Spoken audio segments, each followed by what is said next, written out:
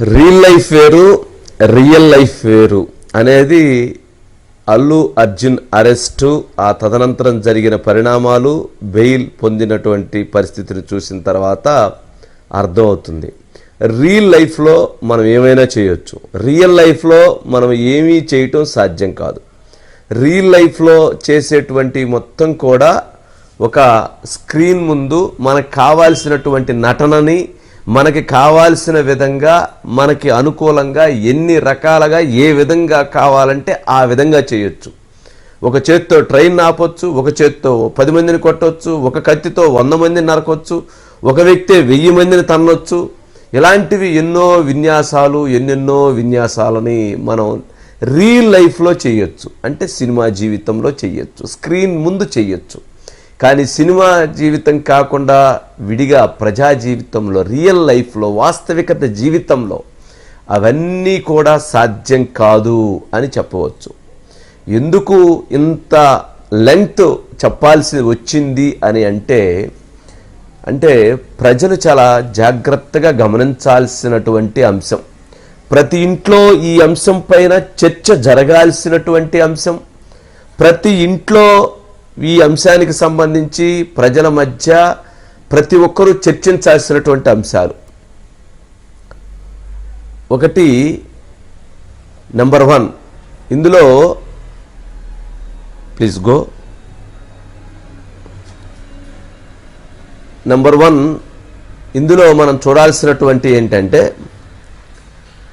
రాజుగారు, ఒకటి, అల్లు అర్జున్ పుష్ప 2లో మనం చూస్తే చాలా చాలా ఆశ్చర్యకరమైనటువంటి సన్నివేశాలు ఉంటాయి. అతను సతీమణి సీఎం గారితో ఫోటో తీపించుకోమని అడిగితే సీఎం గారు ఫోటోకి నిరాకరిస్తే, ముఖ్యమంత్రి గారు పుష్పతో ఫోటోకి నిరాకరిస్తే, అతను తన రెడ్ శాండిల్ ద్వారా వచ్చినటువంటి అక్రమ సంపాదనతో ముఖ్యమంత్రి గారినే మార్చి ఫోటో దిగుతాడు. అంటే ముఖ్యమంత్రిని ఫోటో కోసం మార్చినటువంటి సంఘటనని పుష్ప 2లో చూపించారు. ఏది ఒక్క ఫోటో కోసం, ఏది అక్రమ సంపాదనతో. అది అంటే సమాజానికి ఒక ఆ సినిమాలో ఉన్నటువంటి భావాలు, ఆ సన్నివేశాలు, ఆ స్టోరీ యొక్క విధానం అది. కానీ నిజ జీవితంలో మరి అరెస్ట్ చేసినటువంటి ప్రభుత్వాన్ని, మరి ఆ ముఖ్యమంత్రి రేవంత్ రెడ్డి గారిని మార్చగలుగుతారా? లేక ఆ ముఖ్యమంత్రి రేవంత్ రెడ్డి గారిని విమర్శించగలుగుతారా? లేక ఆ ప్రభుత్వాన్ని మీద ధ్వజమెత్తుతారా?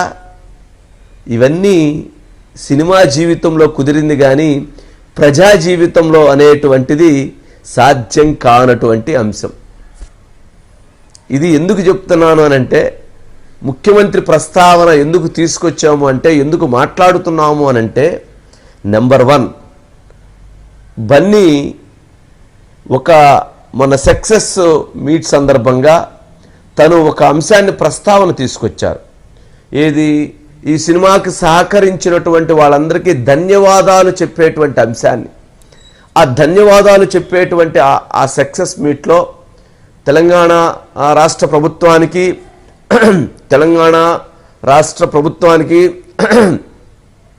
వాటర్ అని చెప్పని పక్కకి వెళ్ళి ఆ మైక్ తీసుకొని అక్కడ ఉండి రేవంత్ రెడ్డి గారు అని అరుస్తారు. అక్కడ నో ఐనో అని చెప్పి మళ్ళీ తెలంగాణ రాష్ట్ర ముఖ్యమంత్రి గారికి హృదయపూర్వక నమస్కారాలు, థ్యాంక్స్ అని చెప్తారు. ఆ బైట్ యొక్క ప్రభావం ఈ అరెస్టా అన్నటువంటిది చర్చ జరుగుతుంది. రాజుగారు, ఒక్కసారి ఆ బైట్ ని మన దగ్గర ఉన్నట్లుంది, ఆ బైట్ ఉంటే ఒకసారి ప్లే చేయమనండి. I'd like to thank the government of Telangana for giving us a special prize.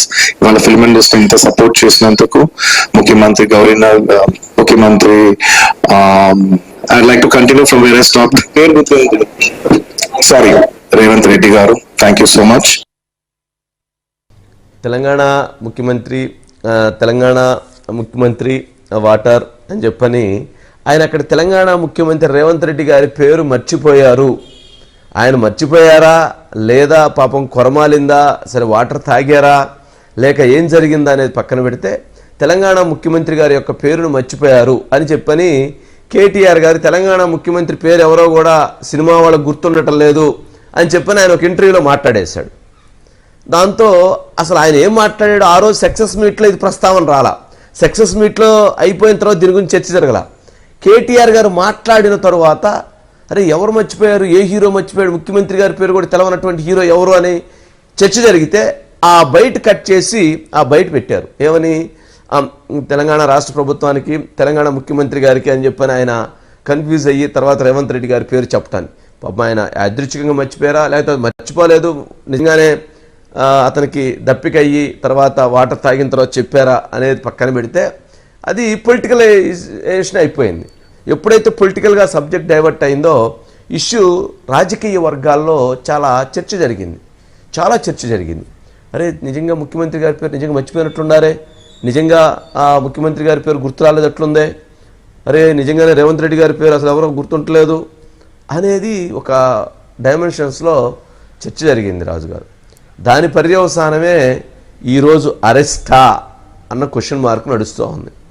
Revanth Reddy గారి పేరు మర్చిపోయినటువంటి అల్లు అర్జున్ని అరెస్ట్ చేశారా, ఆయనకి ప్రభుత్వం అంటే లేక ముఖ్యమంత్రి రేవంత్ రెడ్డి గారు అంటే ఏంటో చూయించారా, ముఖ్యమంత్రి రేవంత్ రెడ్డి గారు అంటే ఏంటో చూపించాలని నిర్ణయించుకొని ఈ అరెస్టు జరిగిందా అనేది ఇప్పుడు సినిమా రియల్ లైఫ్కి ఉన్నటువంటి ఆ వ్యత్యాసాన్ని గమనించాల్సిన అంశం.